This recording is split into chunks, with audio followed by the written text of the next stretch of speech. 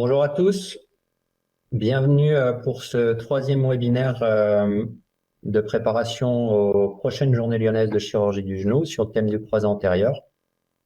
Pour ce troisième épisode, nous allons nous consacrer à la rééducation et au retour au sport après chirurgie du ligament croisé antérieur. Et pour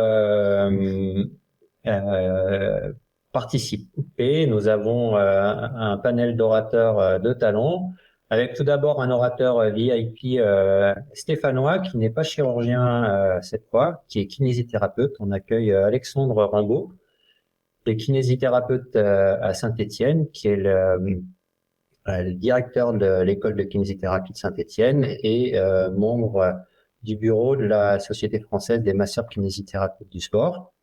Pour l'accompagner, nous aurons nos habitués, à savoir Elvire Servien, Bertrand Sonricotet, Mathieu Tonat et Thomas Néry, puisqu'un Stéphanois a tendance à ne jamais venir seul. Donc c'est comme à chaque fois, c'est un webinaire ouvert. Vous pouvez poser vos questions sur la plateforme de discussion. Les différents orateurs vont y répondre et en tout cas on essaiera de colliger les questions pour pouvoir y répondre sur la dernière partie. Le webinaire va être organisé de la façon suivante avec des communications fondamentales. Un premier topo par Bertrand Sonricotet sur l'inhibition musculaire arthrogénique. Je vous parlerai des suites post-opératoires immédiates et savoir si nous, chirurgiens orthopédistes, on adopte la bonne stratégie de prise en charge. Thomas va nous parler des différents facteurs qui vont influencer les suites post-opératoires. Mathieu Tonat nous parlera de rééducation post-opératoire et du point de vue du chirurgien. Alexandre Rambaud va nous donner son expertise de kinésithérapeute sur le continuum entre la rééducation et le retour au sport dans cette chirurgie du croisé antérieur. Et enfin, Elvire conclura sur le consensus de l'ISACOS sur le retour au sport et on essaiera de tenir notre temps de parole pour laisser une place à la discussion à la fin. Comme à chaque fois, on va débuter ce webinaire par un petit quiz afin d'essayer d'évaluer et de connaître un peu mieux l'auditoire. La première question est de savoir quelle est votre profession. Êtes-vous chirurgien orthopédiste, médecin du sport, kinésithérapeute ou préparateur physique? Je vais donner les réponses. Majoritairement des chirurgiens orthopédistes, mais on a réussi cette fois-ci à attirer d'autres corps de métier.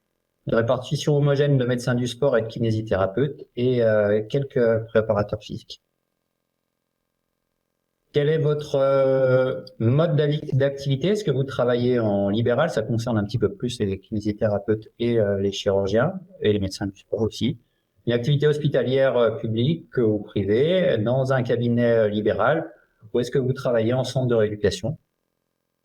Une répartition globalement homogène, moite-moite, activité hospitalière et centre de rééducation.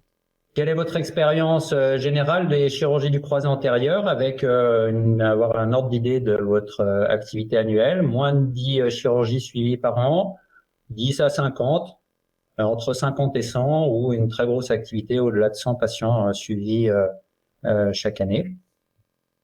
Dans près de la moitié des cas, vous en suivez une dizaine par an. Et 35% entre 10 et 50, les gros volumes, c'est un peu plus marginal.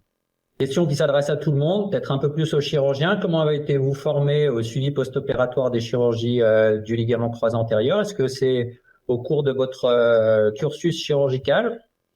Ou bien est-ce que vous avez été obligé de vous plonger dans la littérature scientifique?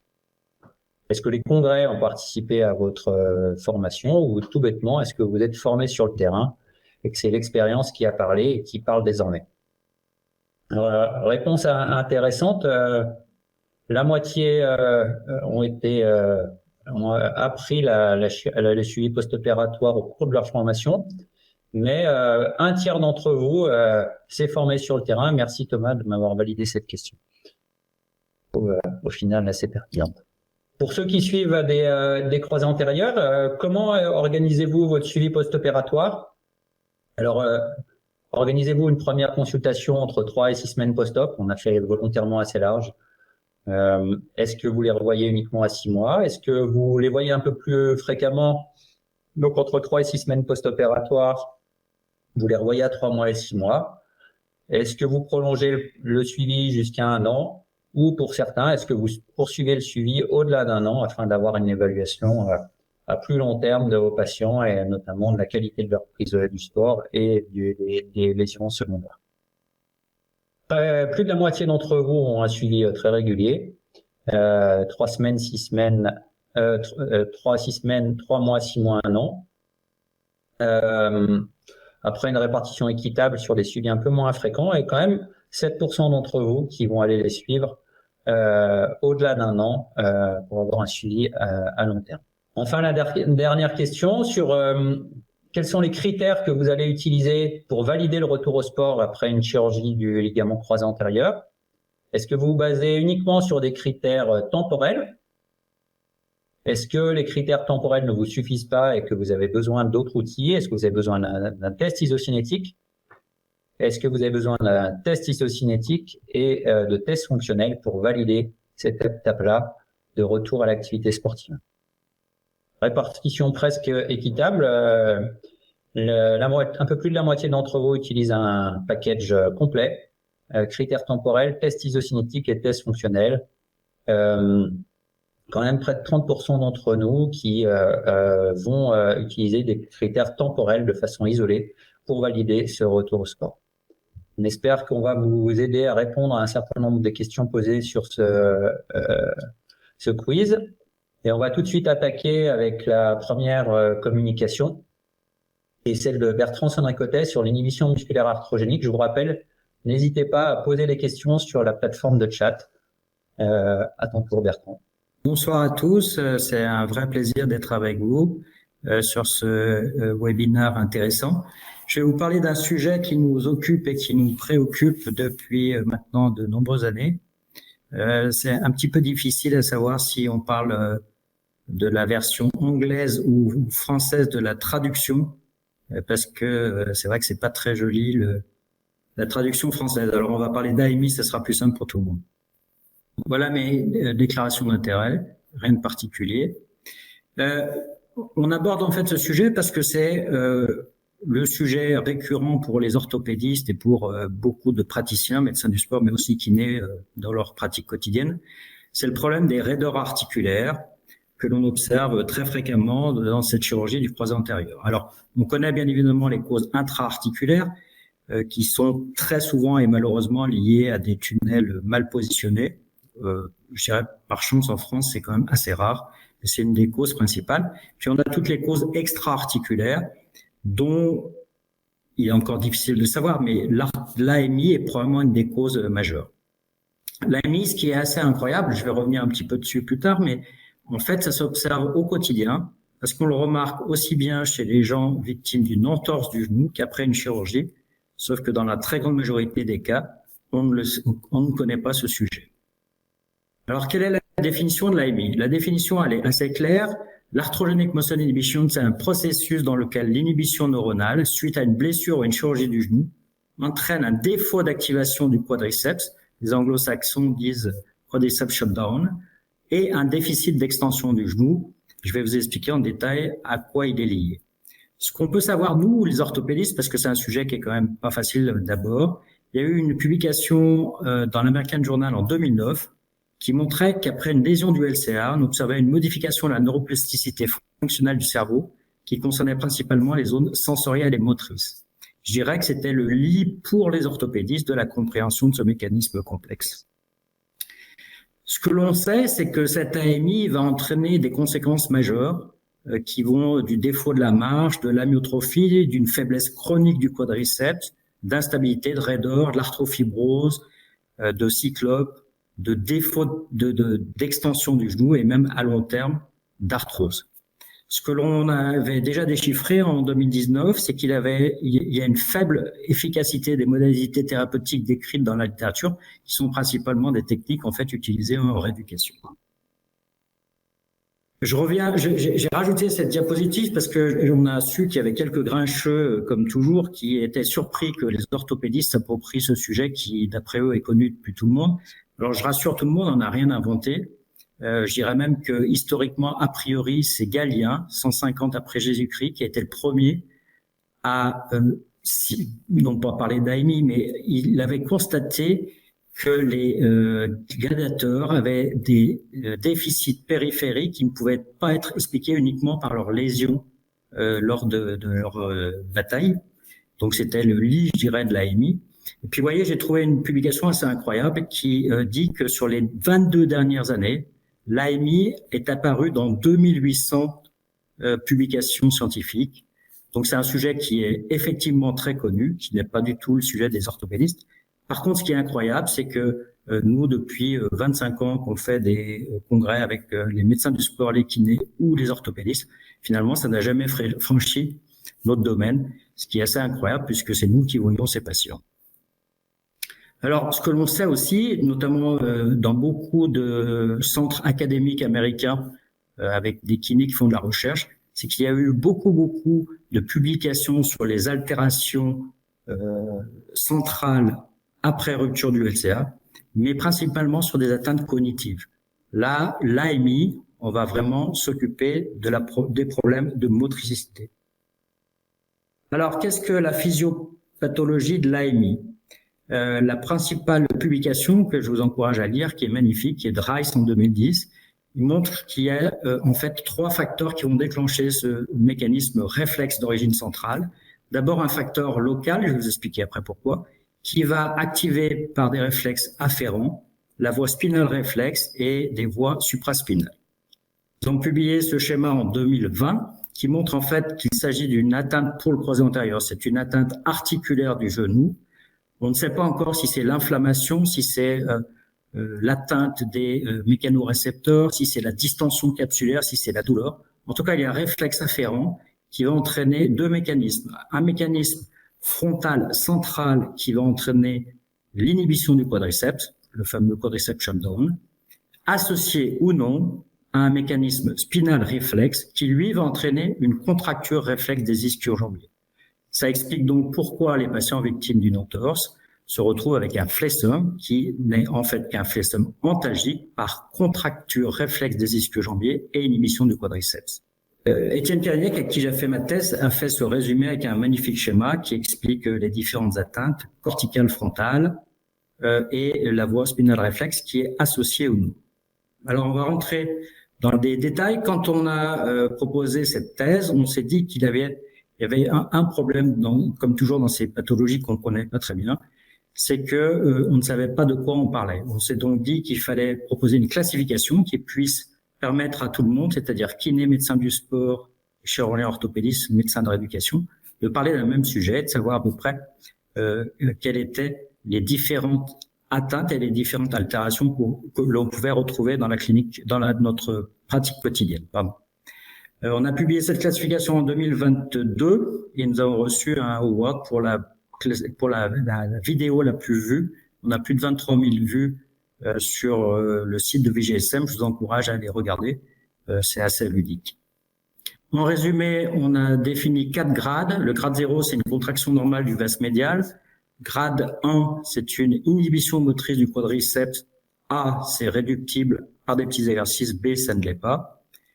Quant au grade 2, c'est qu'il y a une association avec une inhibition motrice du quadriceps et une contracture réflexe des ischio-jambiers, là encore réductible ou non. Enfin, le grade 3, c'est quand les gens ont des déficits d'extension chronique avec une rétraction capsulaire, c'est-à-dire que quand vous mettez ces patients sur le ventre, ils n'ont plus de contracture des ischio-jambiers.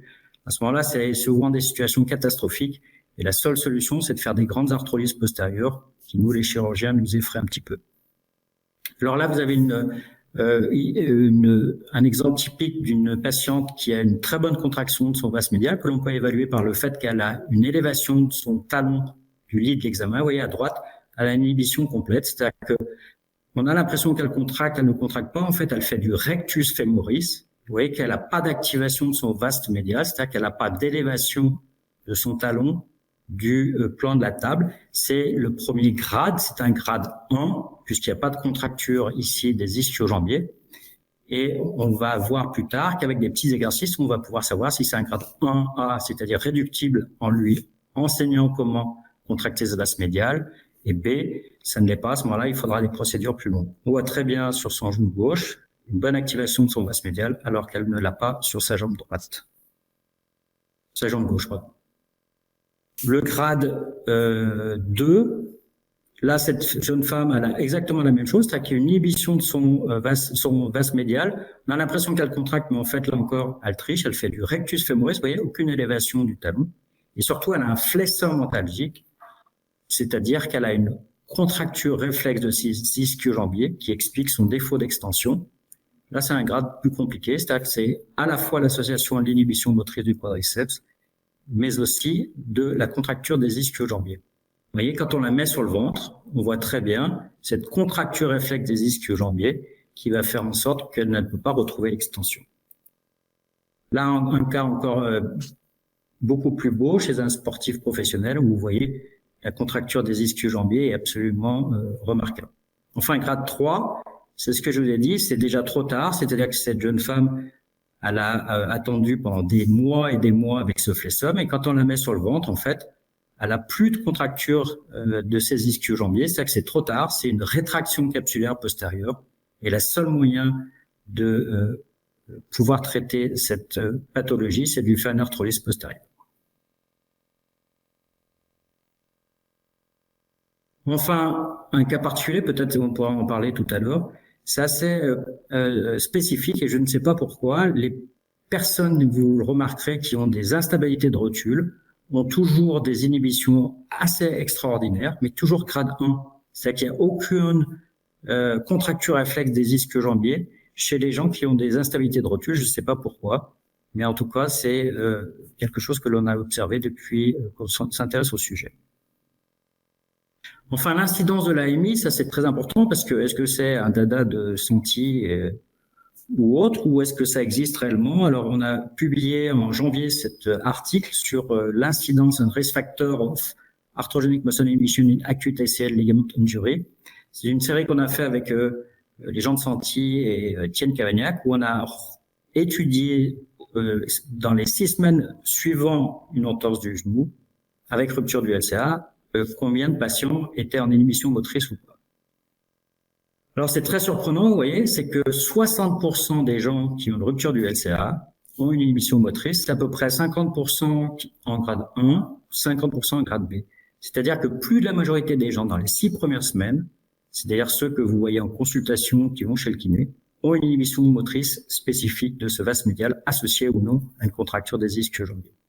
Ce que l'on a remarqué aussi, et ça c'est plutôt intéressant, c'est qu'avec des petits exercices que je vais vous montrer plus tard, 80% sont réductibles pendant votre consultation.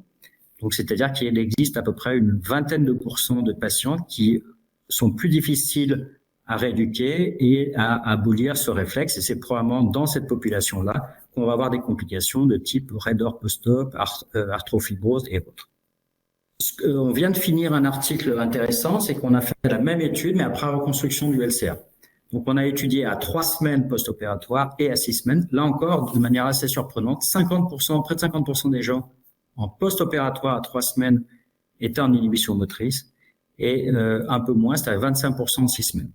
Alors, on a essayé de trouver les facteurs de risque de cette inhibition après chirurgie. Et alors, vous allez voir, c'est assez intéressant. 8 fois plus de risque de patients en inhibition à 3 semaines lorsqu'ils présentaient un tableau d'inhibition motrice préopératoire, 4,6 fois plus élevé lorsque les patients déclaraient au moment du réveil une EVA supérieure à 7. C'est-à-dire que visiblement, la douleur post-opératoire est un facteur déclenchant. Enfin, ça va rendre heureux tous les kinés. 2,6 fois plus de risque si les patients n'ont pas fait de kiné en préopératoire. Là encore, 80% des cas étaient réductibles par des exercices simples pendant la consultation de contrôle à 3 semaines. Donc voilà les facteurs de risque qu'on a trouvés. L'AMI préopératoire, la douleur au-dessus de 7 au moment du réveil et l'absence de rééducation en préopératoire. Alors les conséquences de l'AMI, on l'a évoqué, mais elles sont relativement importantes. Et alors j'ai trouvé 3 articles qui nous concernent un petit peu, qui sont extrêmement intéressants, avec des patients qui ont été opérés rapidement parce qu'on considère que c'est plus ou moins des chirurgies en aigu. Alors nous, on a fait une série intéressante en 2016 avec Mathieu et Jean-Marie, où on a montré que sur les réinsertions d'épines tibiales, on considère que c'est une fracture, donc pour lui, il faut les opérer assez rapidement. Eh bien, alors que c'est techniquement, je dirais pas quelque chose de très compliqué, on avait 15% de raideur post-opératoire. Très certainement, rétrospectivement, on peut se dire peut-être c'est parce qu'on opérait ces patients alors qu'ils étaient dans cette phase d'inhibition motrice post-traumatique. Deuxième article, encore plus intéressant, c'est la grande mode des chirurgies de réparation du LCA. Là encore, on dit qu'il faut les opérer rapidement. Cette série montre 25% de raideur post-op. De la Croix-Rousse, là encore, on considère comme ils ont une once de saut, il faut les opérer rapidement, et probablement parce qu'on les opère dans cette phase d'inhibition motrice. Enfin, le traitement de l'AMI, je vais vous montrer une vidéo assez simple. C'est pas le traitement de l'AMI, c'est l'abolition du réflexe d'inhibition du quadriceps et de la levée de cette contracture réflexe de l'ischio-jambeau. Ça a été mentionné et c'est marqué dans tous les cours. L'AMI est un processus qui visiblement dure des mois, voire des années. Donc, on ne prétend pas le régler avec quelques exercices. Simplement, on abolit cliniquement les principales conséquences de ce réflexe. Donc, des petits exercices tout simples. C'est un sportif professionnel, on le reconnaît à son caleçon, qui a une rupture du LCA avec une once de saut du ménisque interne. Donc là, on peut être trompé avec l'impression qu'il contracte, mais lorsqu'on touche, en fait, regardez, il n'a aucune contraction réelle de son vaste médial. Regardez par rapport au côté controlatéral, c'est assez éloquent. Il fait des contractions paradoxales de son rectus, comme toujours quand on le voit dans ces mécanismes-là.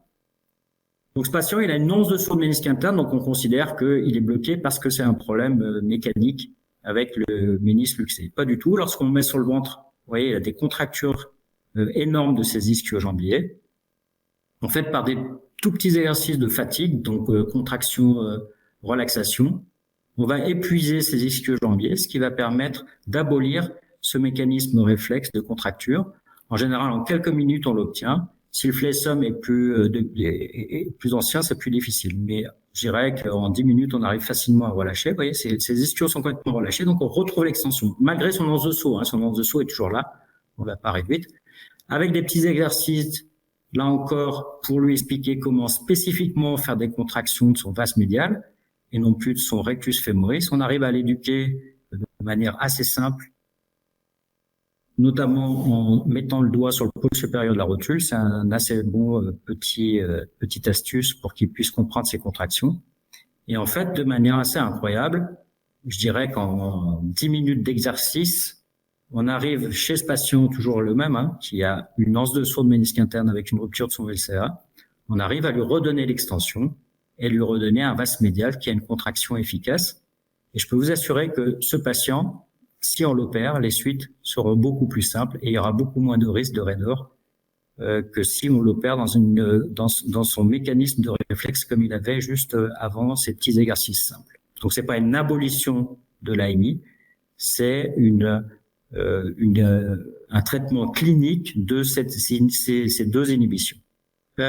Pour les AMI 1 et 2B, ça c'est Hauteville qui nous a appris. Visiblement, l'électrostimulation ne marche pas. Simplement en rajoutant un biofeedback, on a une efficacité bien meilleure pour une raison très simple, c'est qu'on va en fait stimuler au niveau de la vision, c'est-à-dire au niveau central et pas uniquement des contractions passives. On a aussi montré dans cet article que sur les AMI 1 et 2, Aliane était efficace. On améliore de 40% la qualité à l'EMG de la contraction du vaste médial. Donc c'est un outil qu'on peut utiliser qui est assez intéressant. Enfin pour les grades 3, je vous l'ai dit, à part l'arthrolyse postérieure, on n'a pas de solution parce que il s'agit à ce moment-là d'une rétraction capsulaire. C'est vraiment des situations catastrophiques, mais malheureusement qu'on rencontre encore assez régulièrement. Alors, quels sont les guidelines qu'on peut vous dire, que ce soit pour kiné, médecin du sport ou chirurgien?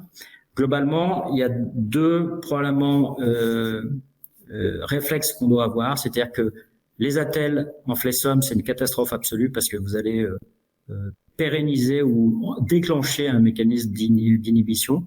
On voit ça souvent par les patients qui ont été vus à la montagne.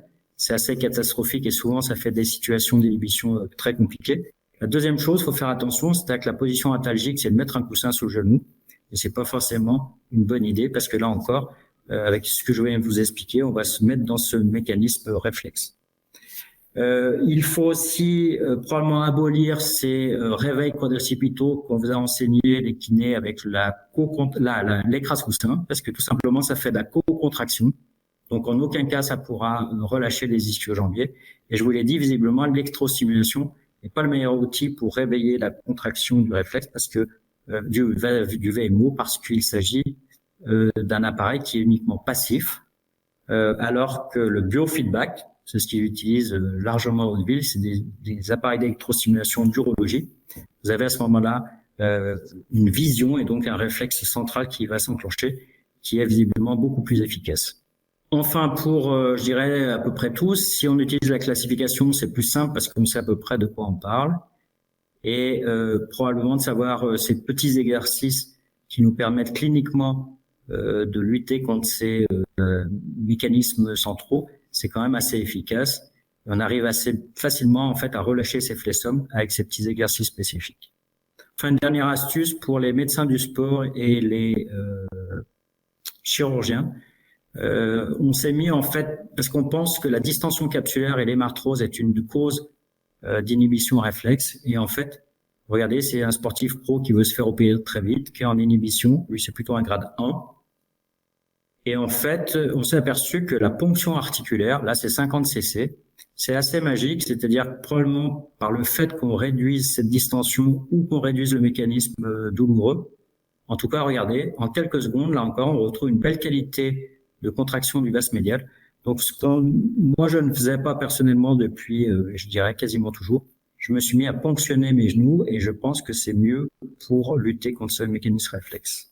On a des projets en cours parce que c'est un sujet passionnant. Il y a Étienne Cavaignac qui vient juste de publier avec son équipe kiné de Toulouse dans VJSM, toujours pareil, l'utilisation du biofeedback. Donc, je vous encourage à aller voir sa vidéo, c'est très intéressant.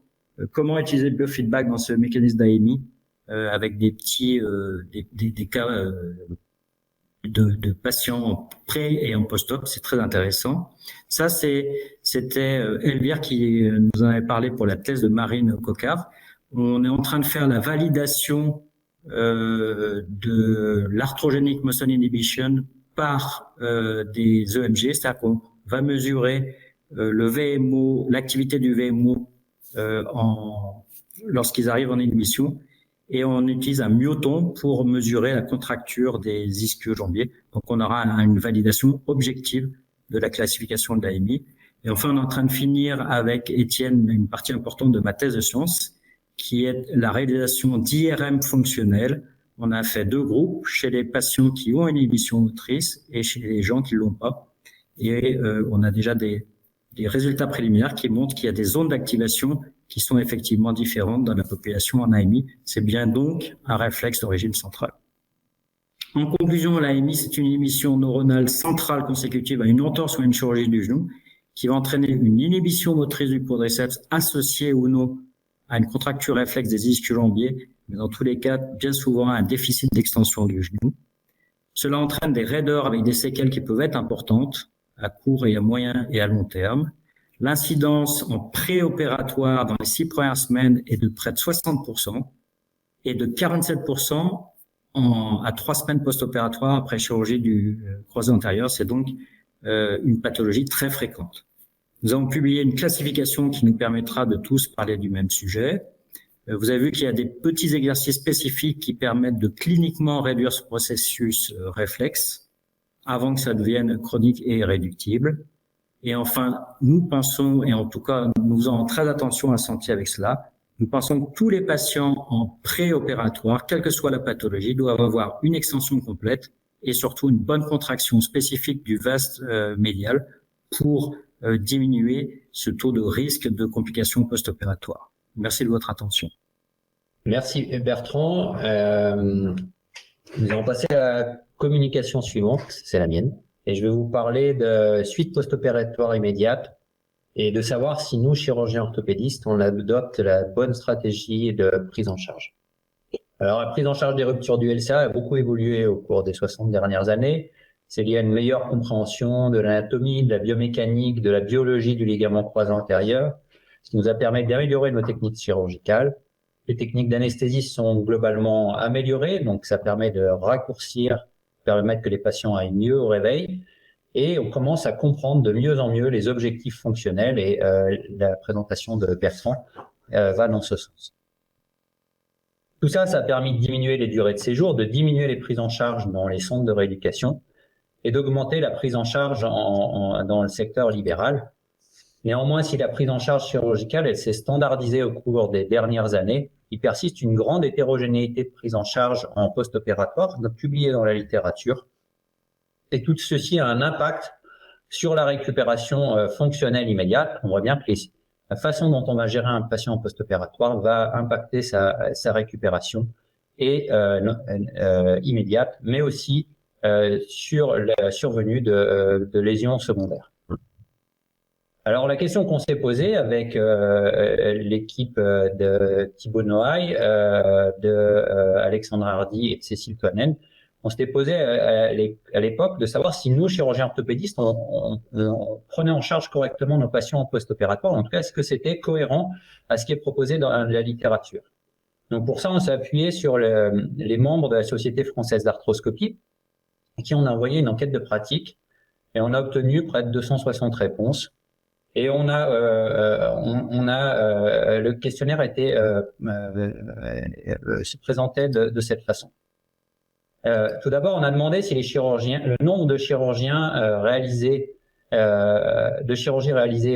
par an par les chirurgiens, afin d'évaluer l'expérience du chirurgien. Les chirurgiens étaient considérés comme plutôt expérimentés au-delà de 50 procédures par an et moins expérimentés en dessous de 50 procédures par an.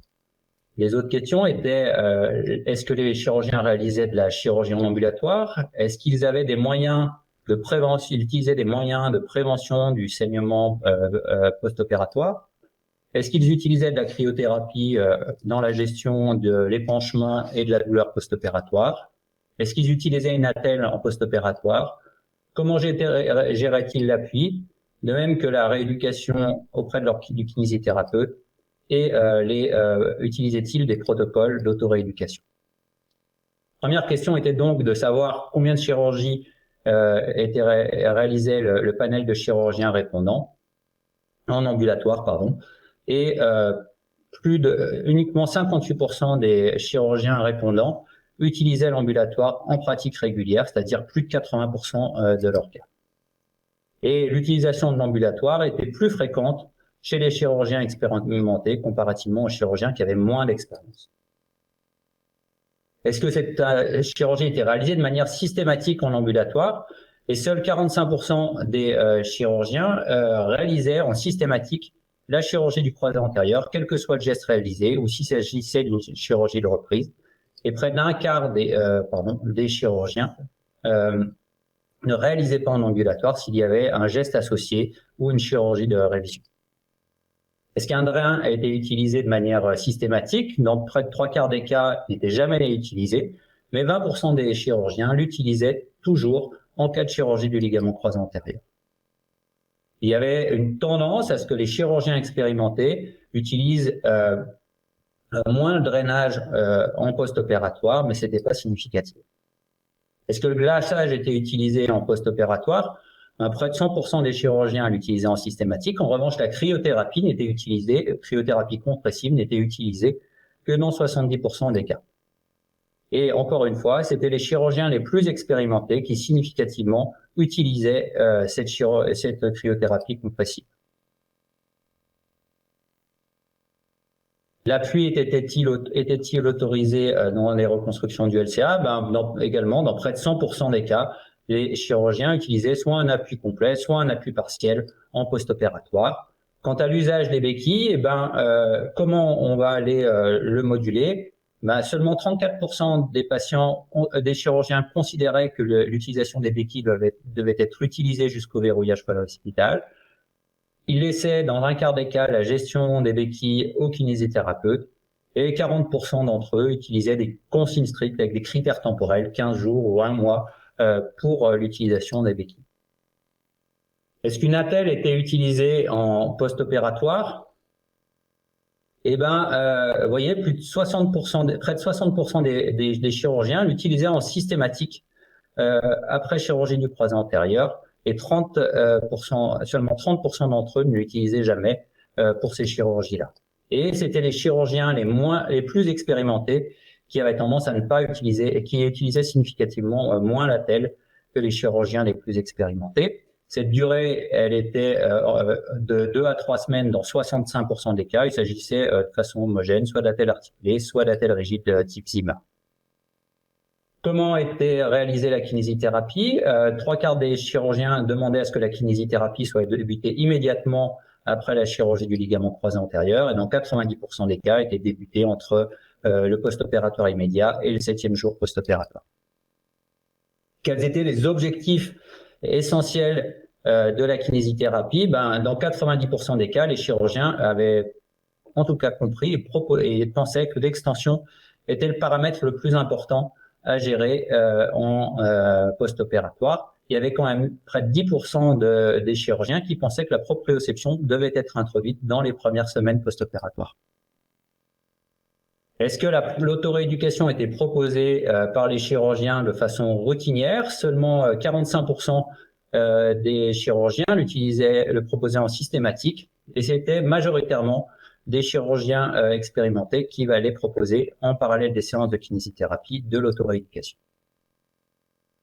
Donc, dans cette étude, on voit que la prise en charge post-opératoire est liée à l'expérience du chirurgien. Dans cette enquête de pratique, plus d'un quart des praticiens ne pratiquaient notamment jamais cette chirurgie en ambulatoire, alors que il est démontré que c'est un bénéfice sur la maîtrise des coûts de santé, et que cette chirurgie en ambulatoire n'est pas grevée de plus de complications, quel que soit l'âge ou les gestes associés réalisés.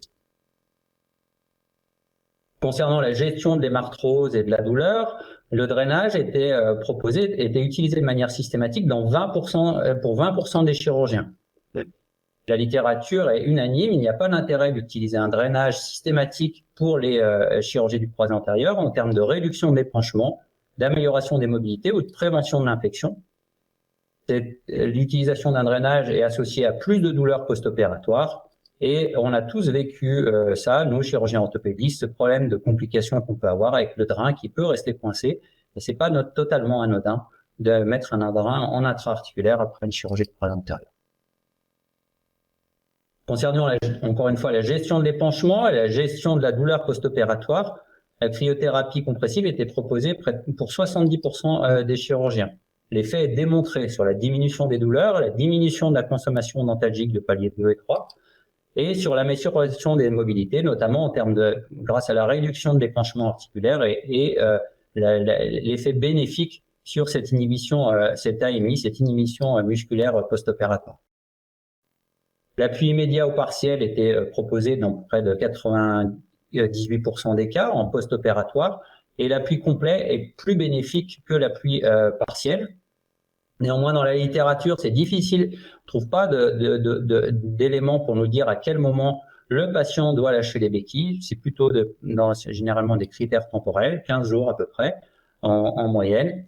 L'intérêt des béquilles, ça reste néanmoins de diminuer l'agression articulaire qui est source d'inhibition motrice, de prolonger l'utilisation des béquilles si le contrôle musculaire n'est pas suffisant en charge.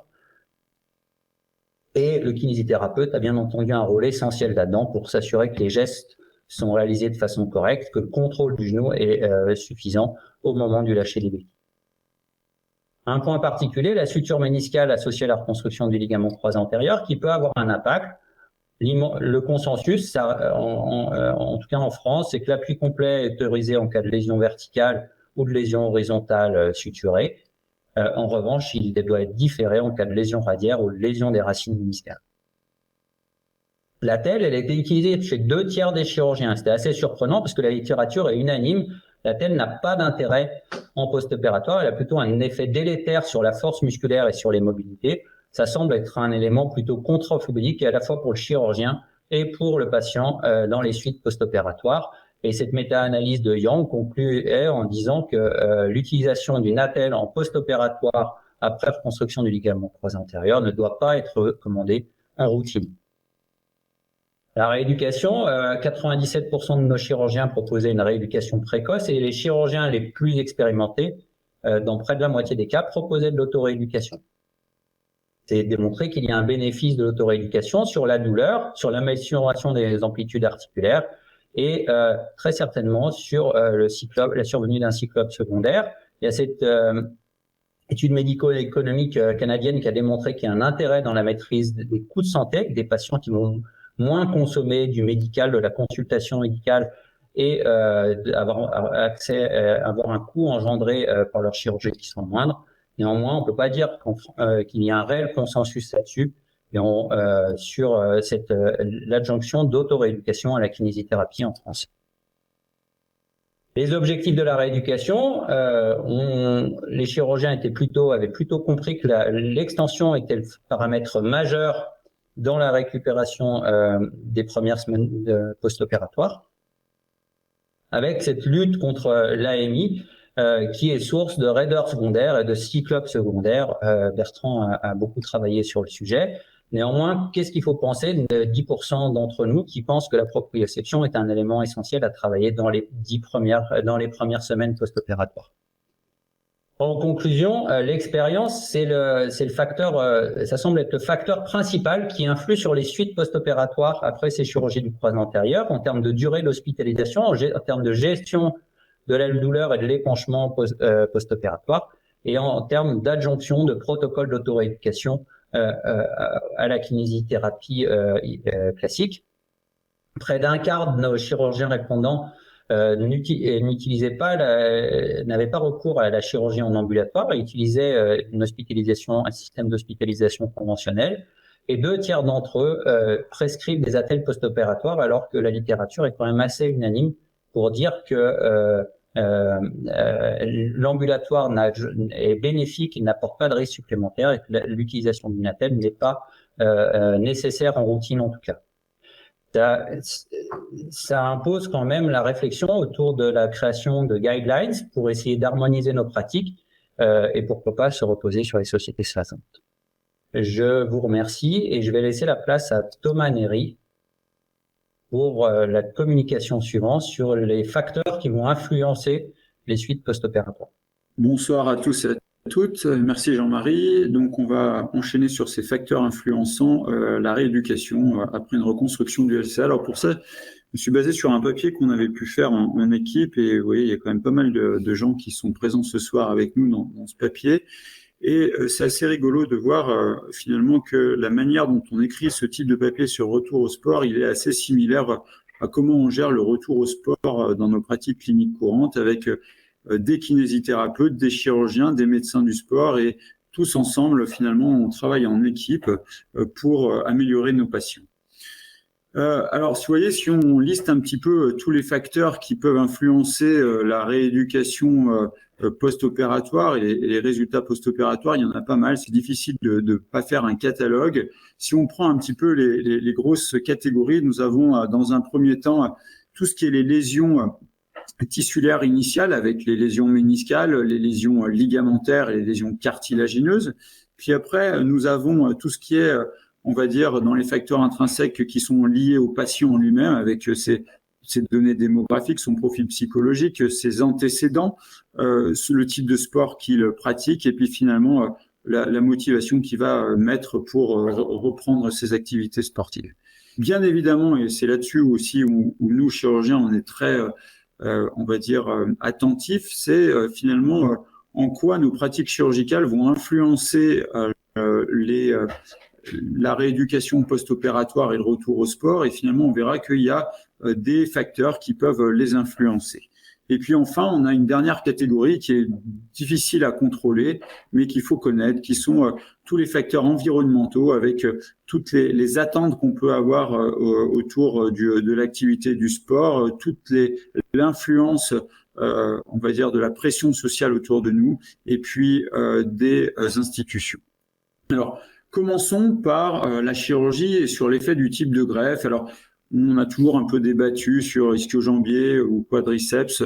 Alors, sur les tendons ischio-jambiers, forcément, on a une perte de force dans les premiers mois sur les ischio-jambiers, mais vous voyez que globalement, sur des études récentes, on montre qu'avec des entraînements de force spécifiques, on arrive à combler ce gap de différence et finalement, ces entraînements, ils sont bénéfiques parce qu'ils permettent aussi de protéger la greffe et notamment la néoligamentisation.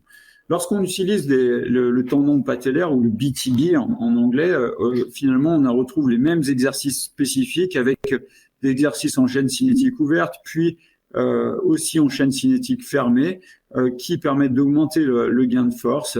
Et cela permet finalement de combler le déficit lié à la prise de greffe. Dans le tendon patellaire, il faut toujours faire attention à la douleur antérieure du genou, qui est finalement le thermomètre pour le patient en post-opératoire.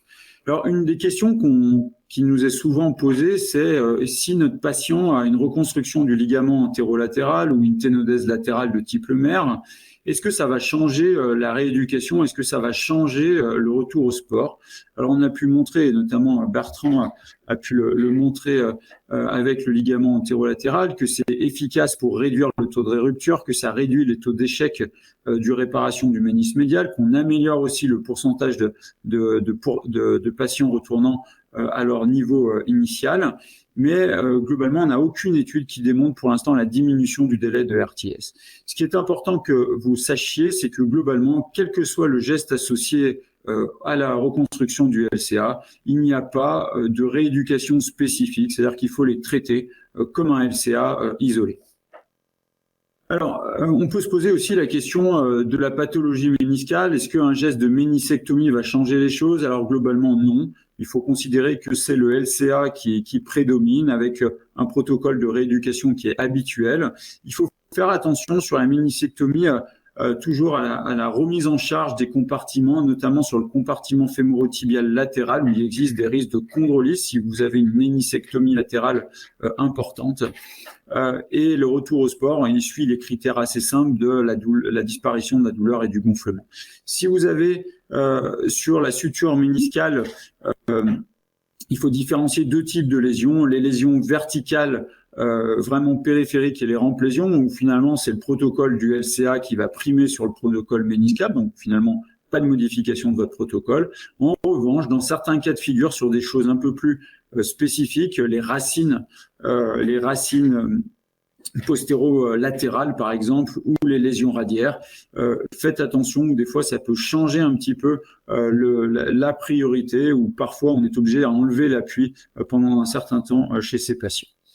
Alors, pour ce qui est du sport, de l'influence du sport, alors sur les sports non pivots, globalement, on est toujours surtout sur des délais de retour au sport plus courts, avec des programmes qui sont progressifs. Pour les sports pivots, globalement, on recommande toujours de bien maîtriser son corps dans le plan sagittal, puis le plan frontal, puis après un plan combiné.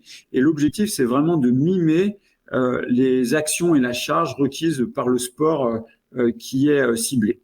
Pour les sports contact, finalement, on a toujours deux phases. On demande à l'athlète de d'abord maîtriser son corps seul et puis ensuite de prendre en compte les autres joueurs.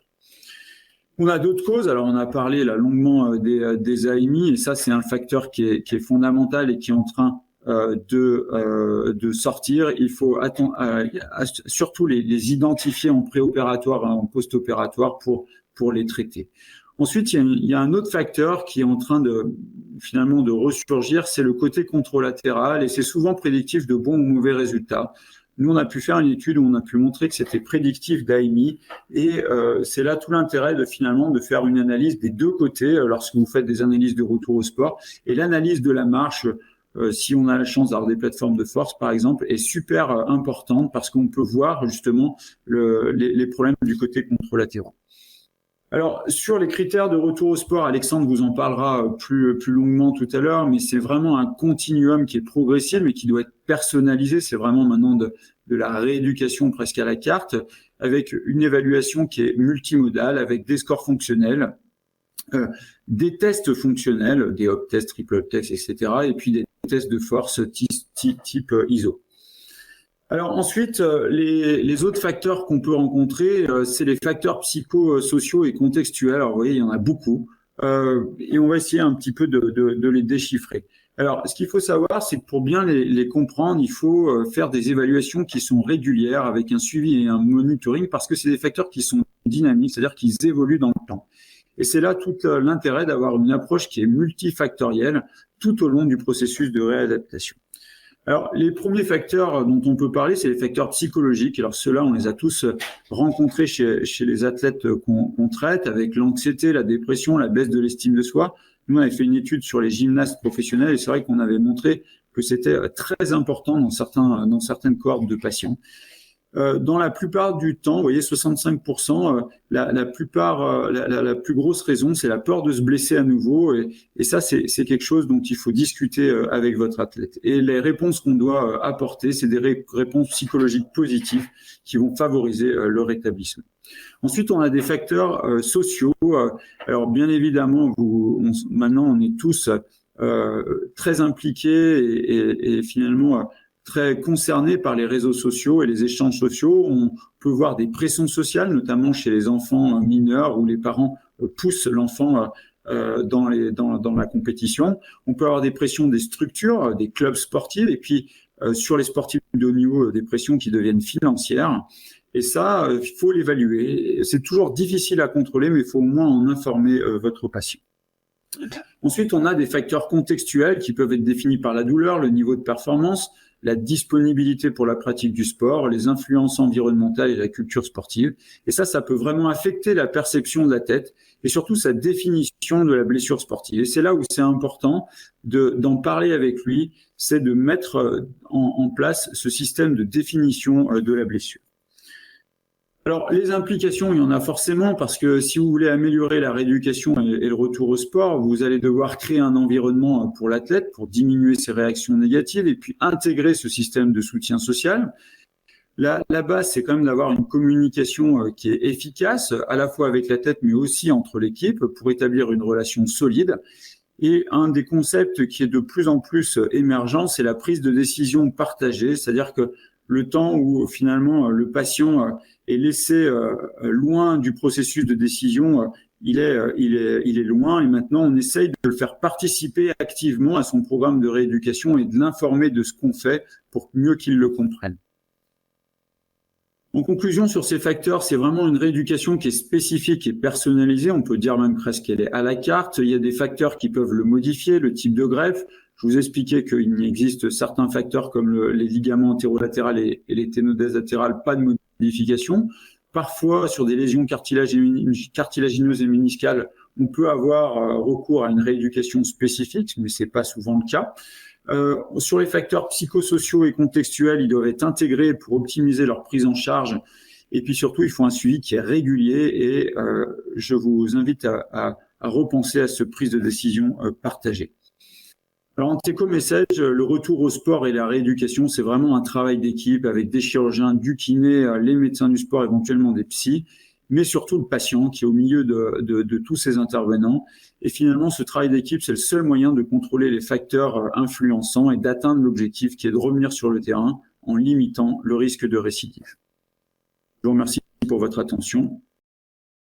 Merci Thomas.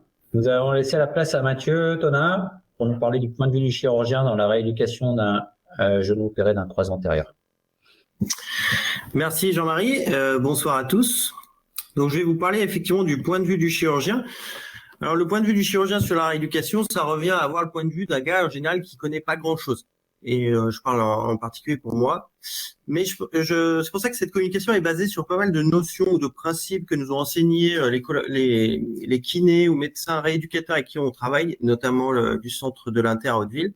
Et donc je les remercie au passage d'avoir fourni pas mal de slides sur cette diapo, parce que je pense que le chirurgien doit quand même avoir quelques notions, un minimum en tout cas, pour savoir comment se passe la rééducation et donner son point de vue.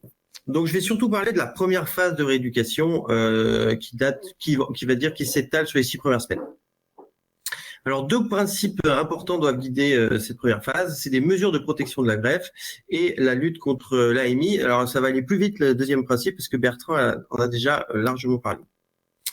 Alors, pour ce qui est de la protection de la greffe, on sait tous que ces études in vitro, etc., animales, ont montré que le LCA mettait du temps à s'intégrer dans le genou. Et en gros, il y a une phase de fragilité, que ce soit au niveau de la greffe elle-même ou au niveau de ses ancrages osseux, qui va durer entre J0 et J90 et qui correspond en fait à cette fameuse phase de rééducation pendant laquelle il va falloir être assez prudent sur les exercices pour ne pas étirer et distendre cette greffe. Donc, il y a 4 petits principes importants qu'il faut garder en tête. Premièrement, la mobilisation passive en en hyperextension augmente les contraintes sur la greffe, de même que la mobilisation passive en hyperflexion. Donc, il faut éviter les amplitudes extrêmes et ne pas rechercher le récurvatum dans les premiers temps post-opératoires afin d'éviter les contraintes inutiles sur la greffe. Deuxième principe, le renforcement du quadriceps en chaîne cinétique ouverte entraîne des contraintes sur la plastie. On va entraîner un tiroir antérieur. Il y a même certains skieurs qui se cassent le LCA en faisant des réceptions de boss à cul en arrière, en contractant violemment le quadriceps. Donc, c'est pas un exercice qu'on va chercher absolument à faire et il faut favoriser le renforcement du quadriceps, évidemment, en chaîne cinétique fermée. Autre mesure de protection, le glissement postérieur qui est créé par la contraction du triceps en l'absence de LCA va également en fait entraîner des forces de translation postérieure du fémur et donc des forces de translation antérieure du tibia. Et c'est exactement le même principe que vu précédemment. Ce renforcement du triceps genou fléchi en mode concentrique est à contre-indiquer les premiers temps si vous voulez éviter des contraintes également inutiles sur la greffe, sachant que ces exercices n'apportent pas véritablement grand-chose pour la récupération du genou. Quatrième concept de protection de la greffe, si vous voulez faire du renforcement de votre quadriceps, il faut faire des exercices en chaîne cinétique, en fait en co-contraction, des exercices de renforcement du quadriceps en co-contraction des ischio-jambiers. Ainsi, la force de translation postérieure du tibia par la contraction active des ischio-jambiers va compenser la force de translation antérieure du tibia par la contraction du quadriceps. Donc, quelques principes importants dans la rééducation et les deux premières phases. La récupération de l'extension est prioritaire, c'est celle qui risque de poser problème et de créer un flessum qui va s'installer avec l'apparition d'un cyclope, d'un nodule tissulaire qui va empêcher l'extension complète, c'est essentiel. Le travail de l'appui dynamique doit toujours être préparé par un travail de l'appui statique. La suppression des cannes implique un contrôle du quadriceps parfait et donc c'est pas une course de vitesse, c'est pas nécessaire de lâcher les cannes au bout d'une semaine ou deux, faut pas hésiter à les garder un peu plus longtemps. Il faut qu'il n'y ait plus de flessum, de douleur ou de boiterie. Le travail en chaîne cinétique fermée doit rester la base du renforcement musculaire du quadriceps pendant au moins les 3 premiers mois. Je sais que c'est très discuté, certains introduisent de l'isocinétisme ou de la chaîne cinétique ouverte précocement. Moi, je suis pas spécialement favorable à ça pour les raisons que je viens de vous expliquer.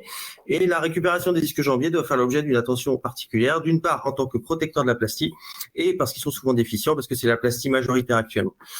Donc la première phase J1, J45, elle est la plus importante et c'est là que tout se joue. En fait, si vous avez un flessum important à J45, souvent, même si vous envoyez votre patient en centre, c'est souvent trop tard et ça risque de se terminer par une arthrolyse à partir de 3 mois. Donc, priorité absolue à la récupération de l'extension passive et en parallèle, il faut récupérer un schéma de marche normale et travailler sur un réveil des ischio-jambiers.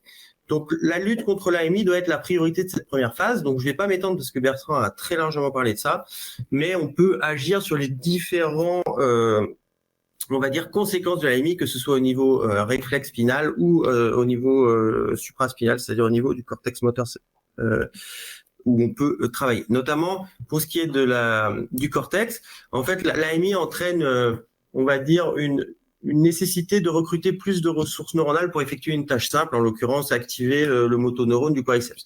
Et donc, pour lutter contre cette influence corticale de l'AMI, il faut que le patient, déjà, prenne conscience et la perception de ces anomalies, réapprenne à se faire ce mouvement et il peut se baser sur le membre contralatéral où en général l'AMI est bien sûr beaucoup moins prononcée, ou voire aucune.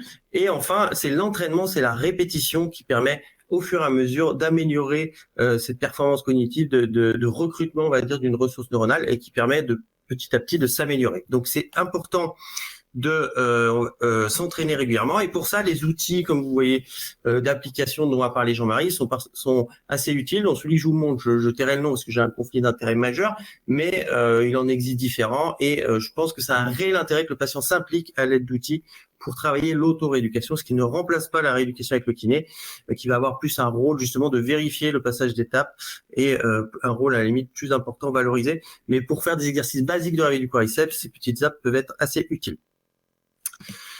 Donc l'étape 2 des 5 étapes, c'est le relâchement des ischio-jambiers dont vous a parlé Bertrand. Alors, il a notamment expliqué que le coussin a été contre-indiqué pour retrouver l'extension complète, mais en réalité, le petit support ajusté, c'est-à-dire un petit coussin au début, va permettre d'améliorer le relâchement des ischios, paradoxalement, et également d'améliorer la qualité du recrutement du vas médial. Donc, on peut utiliser un support, mais il doit être évolutif et toujours aller rechercher l'extension complète en position de repos. C'est extrêmement important d'avoir l'extension complète le plus tôt possible, mais le petit coussin évolutif peut être utile.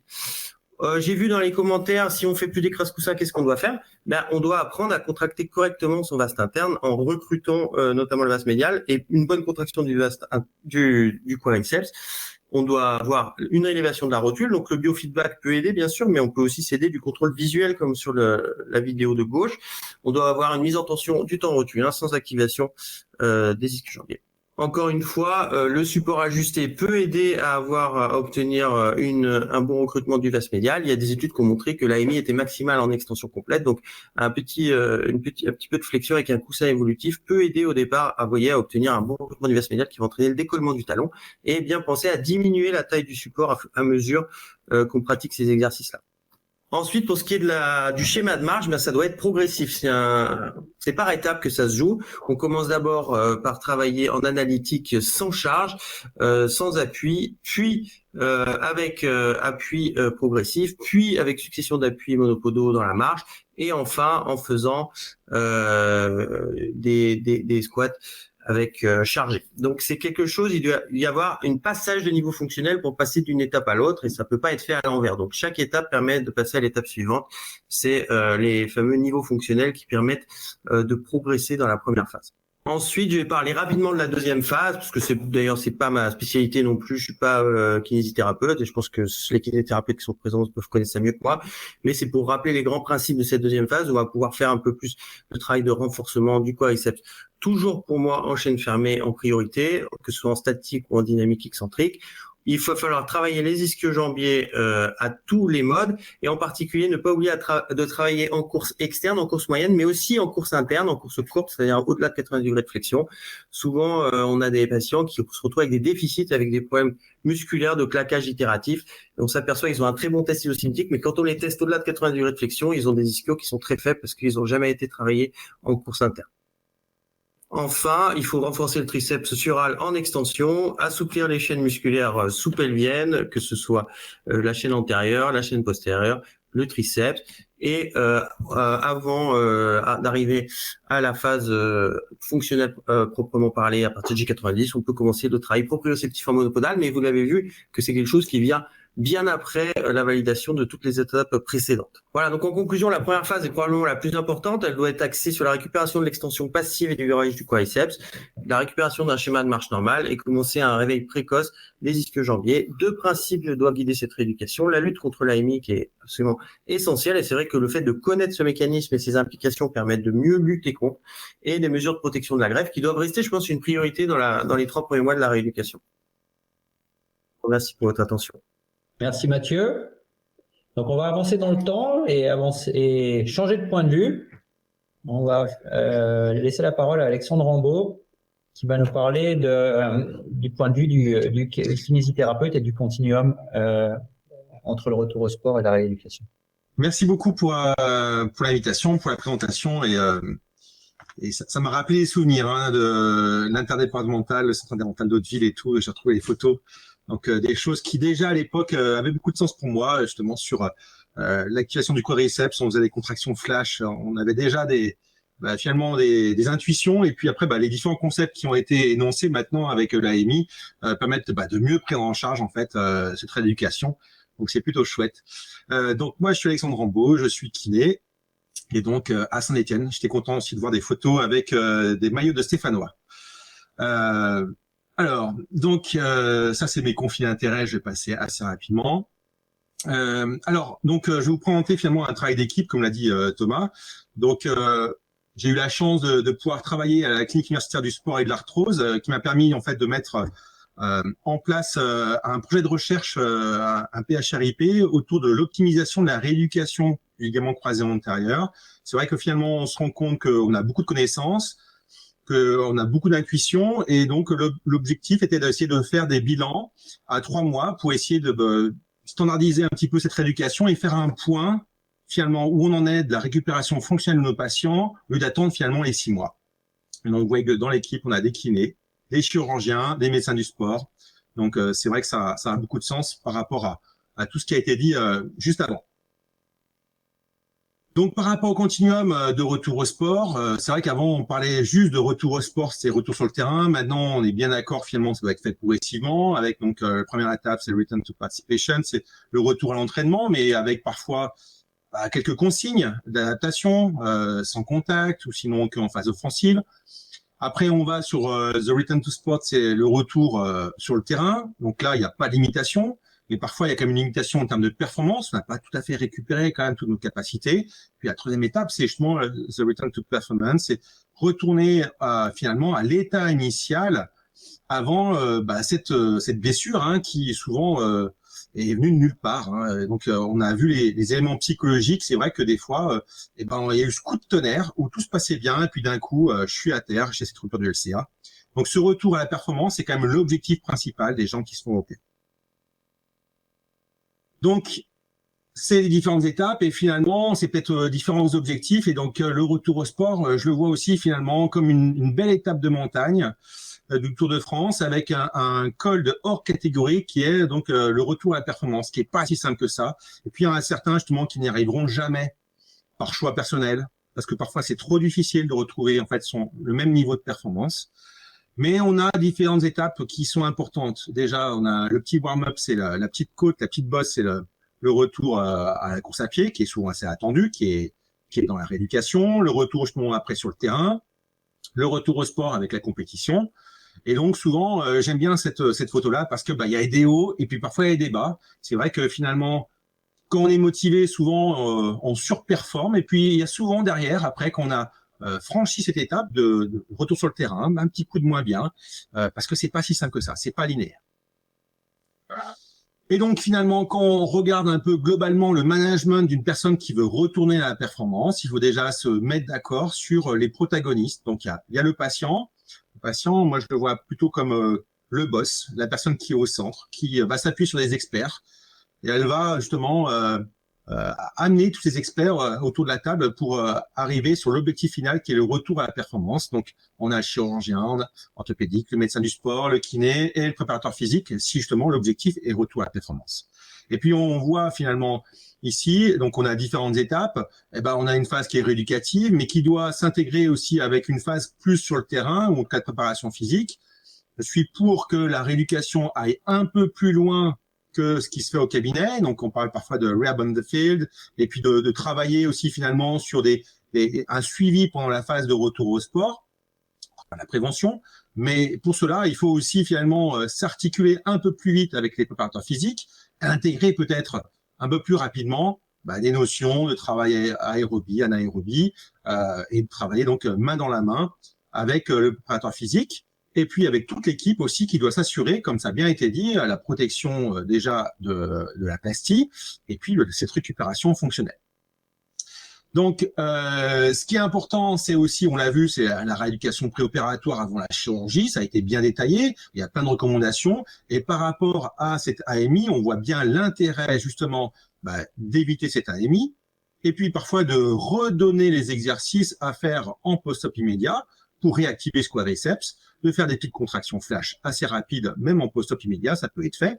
Et donc, éduquer le patient, c'est super important. Et finalement, si justement on le responsabilise, si c'est le boss, si la responsabilité est sur ses épaules, je pense que on a un patient qui est acteur et justement qui est beaucoup plus impliqué dans sa rééducation.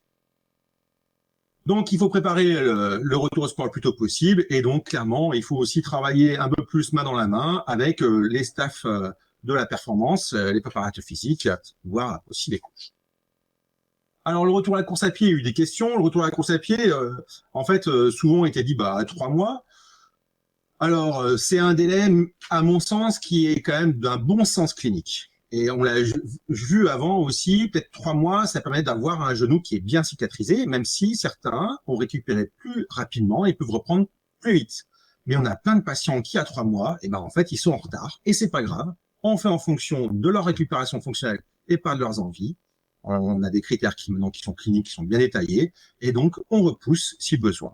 Les critères, on les connaît tous. C'est un genou qui est sec, indolore, avec une bonne récupération de la force du quadriceps, au moins une symétrie de 70%, et puis une capacité quand même fonctionnelle du genou qui est plutôt satisfaisante. Alors, Sur la course à pied, parfois on pose la question, mais pourquoi on veut absolument faire la course à pied? Et bien, parfois les sportifs ils courent pas, mais quand même d'avoir retrouvé l'activité de course à pied est un élément important. Et puis en fait, ça fait aussi parfois partie des exercices. Cette activité, elle va stimuler l'appareil pliométrique du membre inférieur. Et donc la course à pied elle va permettre justement aussi de stimuler l'articulation. Et donc on peut avoir quand même des épanchements secondaires, donc il faut y faire attention. Il faut que cette course à pied elle se fasse progressivement. Et un élément important justement pour manager ces contraintes articulaires, c'est le quadriceps qui est vraiment important, qui est, je dis à mes patients, qui est le poumon du genou. Et donc ce quadriceps doit vraiment retrouver une force satisfaisante pour retourner à la course à pied. Et puis après, on en a parlé aussi, le triceps sural, le gastrocnémien, le moyen fessier, tous ces éléments du membre inférieur qui doivent utiliser une capacité de stockage, restitution d'énergie, doivent aussi être stimulés en préparatoire de la course à pied. Et la course à pied, maintenant on le sait bien, elle doit se faire progressivement.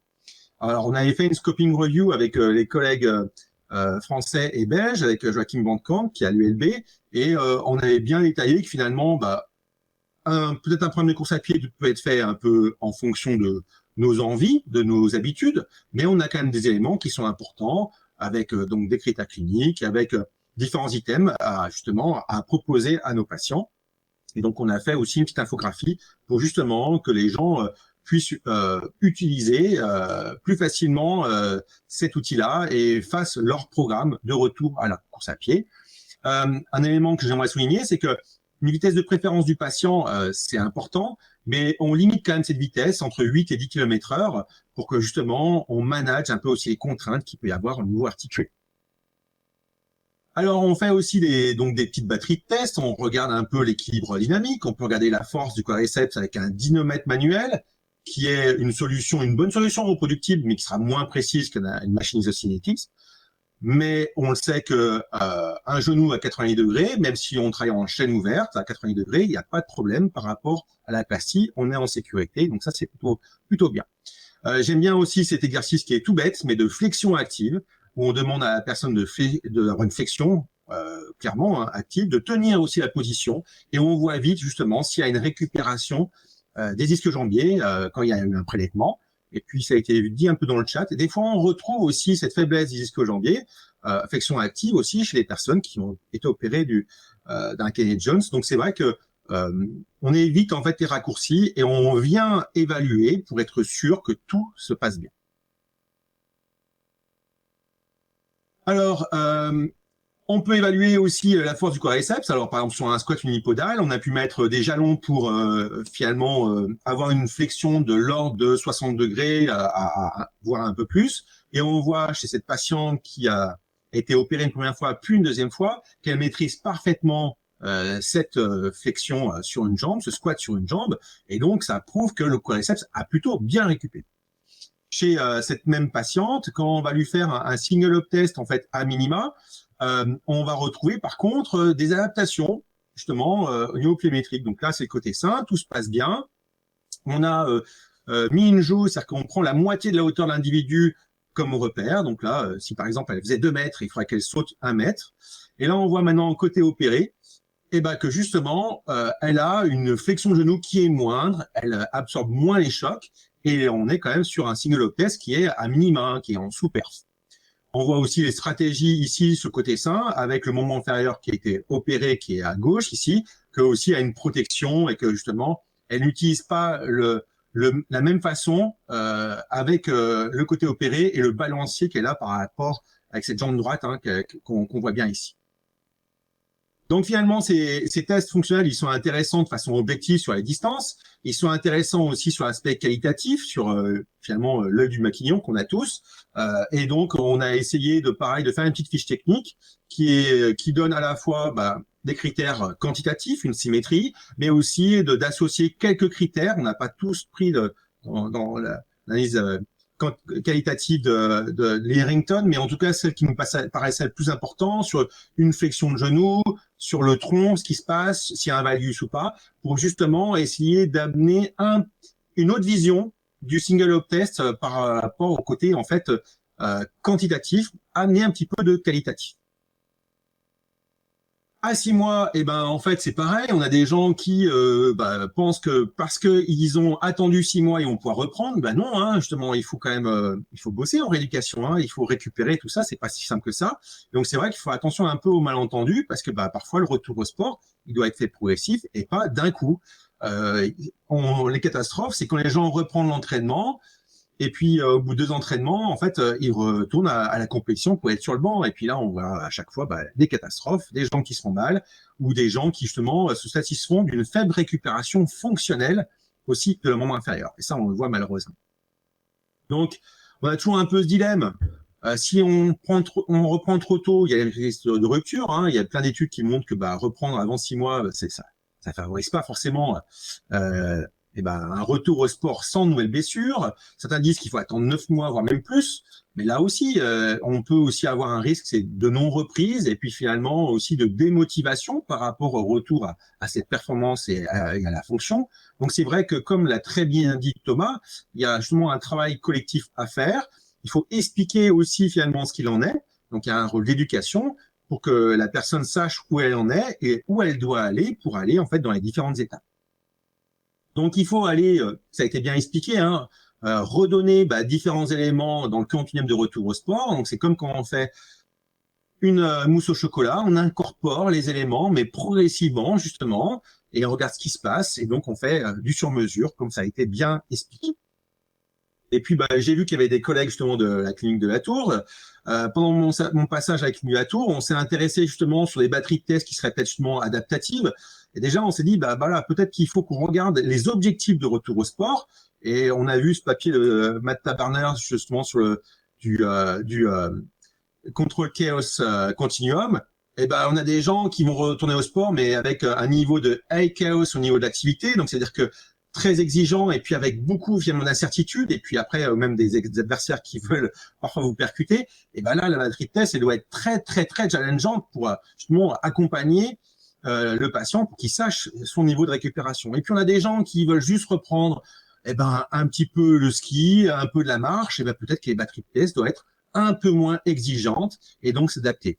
Alors j'ai pas d'éléments encore à invalider, mais c'est vrai qu'on a réfléchi en se disant peut-être que il faut qu'on arrive à trouver des batteries de test qui soient adaptées dans les centres où on travaille, mais peut-être aussi adaptées finalement aux objectifs de certains patients et qu'on catégorise un petit peu nos patients et par rapport aussi au retour au sport. Là, ici, on a par exemple, parfois, on fait faire donc du side-hop test. Donc là, c'est l'échauffement à gauche parce que donc les bras sont libres. Normalement, il doit être sur les épaules. On voit qu'il y a l'échauffement sur la patiente à droite. Ça n'a pas beaucoup de sens de lui faire un side-hop test parce qu'en termes de performance, on voit que la tâche est trop compliquée pour elle. Donc c'est vrai que la batterie test avec un side-up test pour cette patiente à 6 mois, elle est peut-être pas du tout adaptée. Peut-être qu'on doit trouver d'autres batteries de test ou peut-être qu'on n'est pas obligé de le faire, tout simplement. Après, j'aimerais aussi ouvrir la discussion. Finalement, on a parlé d'AMI, on a parlé justement de contrôle neuromoteur. Et justement, j'aime beaucoup la vidéo de gauche de Kevin Wilk, qui est un kiné américain, qui a beaucoup travaillé sur le croisé, qui utilise donc ces petites lumières de couleur, où on essaye de mettre justement du chaos, de l'incertitude, et de s'assurer qu'en cas justement de panique, de mouvement de panique ou on ne sait pas quoi faire, que le genou reste bien dans l'axe, qu'il n'y ait pas justement de mouvement un petit peu parasite, incontrôlé, ou même qui serait un peu dangereux. Donc on s'assure dans ces mouvements justement un petit peu, dans ces situations un peu avec beaucoup de chaos, beaucoup d'incertitude, que tout se passe bien. Et on le voit bien par exemple dans la vidéo de droite où on peut utiliser ces bless pods pour faire de l'agilité, pour faire de la coordination, travailler avec le neuromoteur. Mais on est là aussi en tant que clinicien à regarder si au niveau du genou, les stratégies sont bonnes ou pas pour faire aussi de la prévention et accompagner justement notre patient sur un meilleur retour au sport qui soit adapté aussi à son sport. Donc je vous remercie et puis je vais passer la parole à mes collègues. Merci Alexandre. Autour de Elvire, de nous parler un peu du consensus de l'ISACOS pour le retour au sport. Est-ce que tu veux vraiment que je fasse ma com parce qu'il n'y a plus beaucoup de temps pour la discussion et donc il n'y en aura pas si je parle. Il nous reste encore 7 minutes, mais elle dure 7 minutes, on n'aura pas de temps de discussion. Donc moi ce que je propose c'est de faire sauter ma com. Et de toute façon ma com je vais la faire lors du congrès, donc voilà, ça donnera un peu de suspense. Mais je pense que ce serait quand même bien qu'on discute. C'est peut-être dommage sinon. Eh ben, on va se Ça ne me laisser vexera quelques pas, hein, minutes. je ne serai pas vexée. Dans ce cas-là, on se laisse quelques minutes de Ouais. discussion. On a, moi, j'ai une première question pour Bertrand pour savoir si on a parlé de critères de retour au sport et on n'a pas parlé de délai temporel. Quand est-ce que les gens doivent reprendre le sport in fine? Est-ce qu'il y a un timing? Est-ce que c'est 6 mois? Est-ce que c'est 1 an? Est-ce que c'est 8 mois? Tu parles de quoi? La reprise de la compétition? De reprise de compétition, à quel moment on doit dire à un athlète tu vas être apte à reprendre? Est-ce qu'il y a outre les critères fonctionnels, à quel moment doit considérer que le risque il chute? Est-ce que Alors, nous, du moins, c'est assez pragmatique ce qu'on fait à Sentis, c'est-à-dire que on fait le CASTART à 6 mois qui nous permet d'avoir un test isocinétique, un test, le SLRSI, un test fonctionnel. Moi, en fonction du test, j'autorise les patients en leur disant que après, c'est la phase cognitive. Il faut absolument qu'ils s'intègrent dans leur jeu parce que ça, c'est très important. Et en fonction du score qu'ils ont, j'adapte le temps de reprise pour la compétition. Il y a un papier très intéressant de l'UEFA sur 119 joueurs qui montre de Champions League, donc c'est très haut niveau, qui montre en gros que tous les patients qui ont repris avant 8 mois, ils ont 20% de risque de rechuter. Et après 8 mois, c'est 0. Donc je crois que c'est assez clair. On avait tendance en France, on avait des gens qui reprenaient à 4 mois la compétition, à 6 mois. Je crois que c'est des exploits et qu'il faut être très prudent. Et je dis toujours aux patients que les pros en NBA, c'est 1 an parce que les contrats sont tellement importants qu'ils prennent aucun risque. Donc il n'y a aucune raison que nous, on arrive à faire reprendre des gens sans risque à 6 mois, alors qu'en NBA, ils poussent à 1 an. Ok. Question pour Elvire. Comment vous gérez dans votre pratique quotidienne les retours à l'activité sportive? Est-ce que à 3 mois post-opératoire, par exemple, vous avez une batterie de tests qui vous permettent de valider le retour aux activités en ligne type course à pied? Et puis à 6 mois post-opératoire, ou à quel délai vous instaurez un bilan un peu plus poussé pour valider le retour au sport en pivot? Alors, à 3 mois, c'est vraiment clinique, hein, c'est le médecin du sport qui revoit les patients, qui font différents tests, mais il n'y a c'est pas plus poussé que ça. Entre 3 et 4 mois, en général, si le patient a bien tout récupéré, va bien, s'il n'y a pas eu de lésion méniscale, pas de suture méniscale, on autorise la course à pied. Mais attention, hein, voilà, s'il y a des surdats méniscales, on n'autorise pas la course à pied. À 6 mois, entre 5 et 6 mois, on fait les tests ISO, les tests fonctionnels. Voilà, je pense qu'en France, on pêche vraiment par les tests psychologiques. Je parle des vrais tests psychologiques parce que il n'y a pas vraiment en France tant que ça de préparateur physique et mental. Je pense que c'est vraiment un problème, à mon avis. Voilà. Et puis, surtout, on leur dit que c'est pas forcément entre 6 et 8 mois pour les sports de pivot, c'est ce que disait Bertrand, et que ça dépend aussi de tous les tests qu'on fait, et qu'aujourd'hui aussi, ce qui est important, c'est d'avoir au moins une symétrie, ou plutôt pas une asymétrie de moins de 10%, donc au moins une symétrie de l'index hein, de 90% par rapport à l'autre côté en termes de force, etc. Voilà, en résumé. D'accord. Vous avez des critères de validation pour que le test fonctionnel soit réalisé, c'est-à-dire que est-ce que faut que le test isocinétique assure une restauration de capacité musculaire suffisante pour réaliser le test? Est-ce que vous avez un cut pour dire lui il va être capable de réaliser ces tests fonctionnels à 6 mois post-opératoire? Non, 6 mois on va faire les tests isocinétiques et puis non. Par contre le test isocinétique on le fait systématiquement entre 5 et 6 mois, quoi qu'il arrive. Et Stéphanois, Thomas et Alexandre, vous avez l'air d'avoir une batterie de tests de prise en charge. Est-ce que c'est quelque chose que vous faites en routine? Est-ce que vous réservez ça à plutôt des athlètes soit professionnels, soit avec un niveau d'exigence sportive? J'ai vu un truc intéressant, c'est que vous modulez visiblement la prise en charge et le niveau d'exigence en fonction justement des niveaux d'exigence de reprise du patient, d'après ce que je comprends, Alexandre. Alors oui, il y a deux choses. On a des batteries de tests un peu comme tout le monde standard, où nous on en fait à 3 mois parce que en fait c'est tout l'intérêt du travail Alexandre sur on se dit que nous, finalement, tout se joue déjà sur la reprise de la course à pied. Donc, nous, on essaye de les évaluer à 3 mois, puis à 6 mois, puis à 1 an. Alors, le 1 an, on le fait aussi en étant clair sur des objectifs de recherche. Mais en tout cas, le 3 et 6 mois, c'est vraiment pour l'intérêt du patient au retour au sport. Et oui, on essaye de moduler en fonction du niveau des patients et des exigences. C'est-à-dire qu'on ne peut pas demander la même chose à un sportif professionnel, à quelqu'un qui est sportif, entre guillemets, du dimanche. Donc oui, on essaye de moduler ça. Mathieu, est-ce que tu modules tes critères de retour au sport en fonction de l'âge du patient? Est-ce que tu diffères chez les plus jeunes, puisque quand même des papiers qui... Oui, moi, en effet, vu qu'il y a un risque maximal de rupture de la greffe, il y a un des critères, c'est l'âge, avec la pratique du sport, l'intensité, le type de sport, bien sûr, mais quelqu'un qui cumule tout ça, on va dire moins de 18 ans, rugby intensif en centre de formation, je vais essayer de retarder. L'inquiétude numéro 1, c'est le risque de rupture itérative. On sait que le risque, il est maximal les 9 premiers mois, même je dirais que si les tests fonctionnels sont bons à 6 mois, je ne renvoie surtout pas sur le terrain, au contraire, parce que finalement, quelqu'un qui a une forme d'appréhension ou qui a des tests qui n'est pas excellent, souvent il a un ACLR-SI qui n'est pas terrible, donc une forme d'appréhension, et donc il va moins se mettre en danger. Donc je me méfie extrêmement du gars à 6 mois qui a des tests parfaits, et lui, je vais essayer de reculer la reprise du sport à 9 mois. Je pense que, a priori, au-delà de 9 mois, et encore plus après 12 mois, on a un risque qui reste en plateau. Mais donc il faut se méfier. Les critères temporels, ils restent quand même pertinents par rapport à la fragilité de l'intégration de la greffe.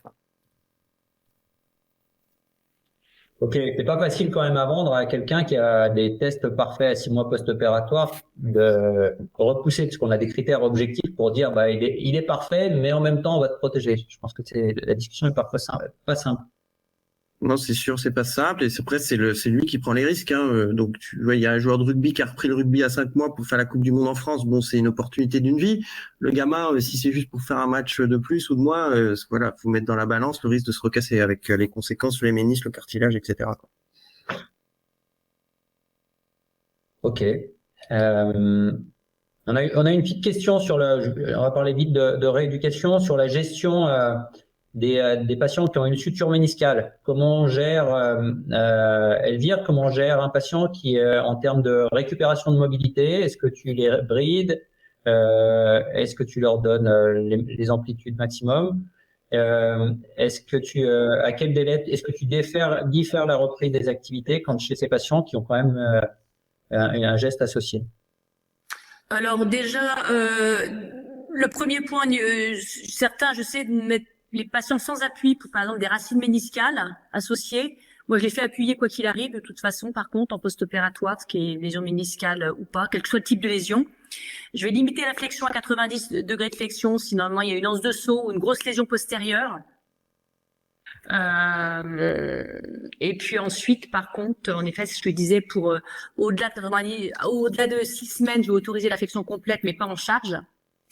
Et puis ensuite, pour la reprise, notamment de la course à pied, notamment pour le ménisque externe, je vais dire qu'il faut attendre 6 mois, quoi. Voilà. Et pour le ménisque interne, bon, ça dépend de la lésion, mais que souvent c'est comme des lésions postérieures. Je vais pas, enfin voilà, faire prendre un risque au ménisque, alors que de toute façon, on ne va pas pouvoir faire d'autres sports avant un certain temps. J'avoue que je préfère essayer de retarder au maximum la reprise de certaines activités avant au moins 6 mois. Même si c'est dans l'axe, voilà. Bertrand, pour conclure, on a juste eu on a eu beaucoup de questions sur le chat sur ces protocoles de traitement fonctionnel de rupture du LCA. On va les coller en Flexum. Qu'est-ce que tu en penses? Et dans ta pratique, comment tu gères quand tu vas proposer un traitement fonctionnel chez un patient que tu considères qu'il peut passer sans chirurgie? C'est un très bon sujet. Il y a un très bon papier de Bob Marks en 2013 dans KSTTA qui montre que c'est ce que j'ai dit dans le chat. Il y a pas mal de skieurs parce que c'est des mécanismes, notamment comme ils sont aqueux, c'est-à-dire que juste une contraction forte du quadriceps avec une translation antérieure, ils font des ruptures isolées du LCA. Donc cela, ça marche quasiment toujours, c'est un qui cicatrise. Donc moi, quand c'est des accidents de ski, déjà, je les opère quasiment jamais tout de suite. C'est-à-dire que je les revois ensuite pour voir. Il y a un certain nombre qui collent tout seuls et qui n'ont pas besoin de se faire opérer. Donc, les protocoles avec les attelles en flexion, c'est une catastrophe absolue parce que c'est un AMI expérimental avec des gens qui ont des douleurs antérieures majeures et ça n'a aucun sens sur la cicatrisation du LCA. Ça n'a jamais été prouvé en tout cas. Il y a une vague terrible en Australie où ils mettent des attelles en flexion comme ça et ils ont sorti un papier récemment où 20% des patients, finalement, au bout d'un an, se faisaient opérer et s'étaient tapés 6 mois d'attelles en flexion, ce qui est absolument catastrophique. À la SFA, on fait un symposium avec Romain Lautartre et Mathieu Olivier en 2026, où on va comparer traitement fonctionnel et réparation du LCA, parce que c'est probablement cette catégorie, on parle d'un LCA isolé proximal, c'est cette catégorie qui va cicatriser, et c'est cette catégorie aussi que certains chirurgiens proposent des réparations du LCA. Donc on en saura un peu plus, mais il y a effectivement place au traitement fonctionnel, principalement dans les accidents de ski, chez cette catégorie de patients et qui cicatrisent. Je n'ai pas de statistiques, peut-être qu'il faudra qu'on fasse une étude là-dessus, mais ça marche assez bien. Ok. Très bien. Sans attelle. Merci. Je crois que c'est l'heure de conclure. Je vous remercie tous pour votre participation. Le chat a été largement utilisé. Il y a eu beaucoup de questions. Merci aux orateurs qui ont tous joué le jeu. Mes excuses à Elvire pour le débordement sur la communication. Ça a été, il y a eu beaucoup d'échanges. Donc, ce webinaire, il a en vue de vous inviter et de vous faire venir aux prochaines journées lyonnaises de chirurgie du genou qui auront lieu, encore une fois, du 3 au 5 octobre prochain à Lyon, sur le thème du ligament croisé antérieur.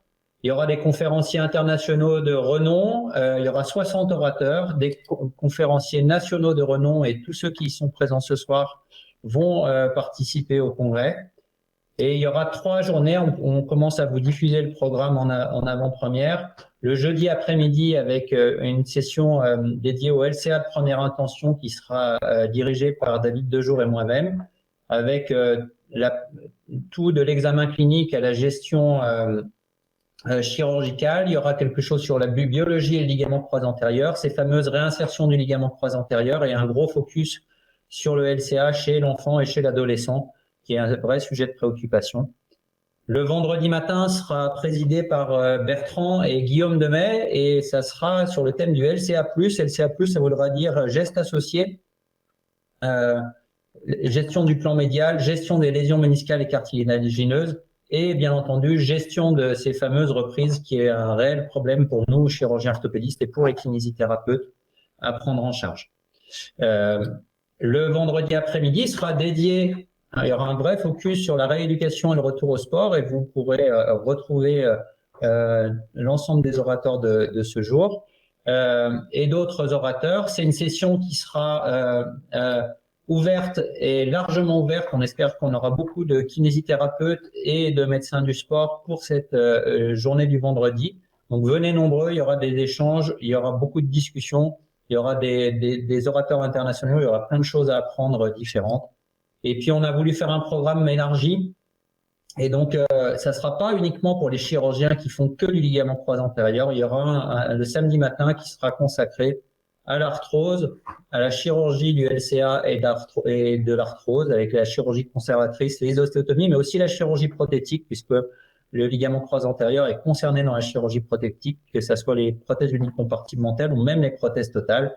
Et puis on finira sur un grand topo sur l'innovation avec des choses assez sympas qui vont vous sortir un petit peu de notre environnement actuel. Donc venez nombreux, on aura plaisir de vous accueillir à Lyon. Je vous souhaite une bonne soirée à tous et le prochain webinaire aura lieu en juin et sera dédié donc au dernier volet de cette chirurgie de ce ligament croisé antérieur et ça sera le LCA dans le genou dégénératif. On vous communiquera la date très rapidement. Je vous remercie, passez une bonne soirée. Merci à tous mes co-orateurs pour votre participation et puis à très bientôt.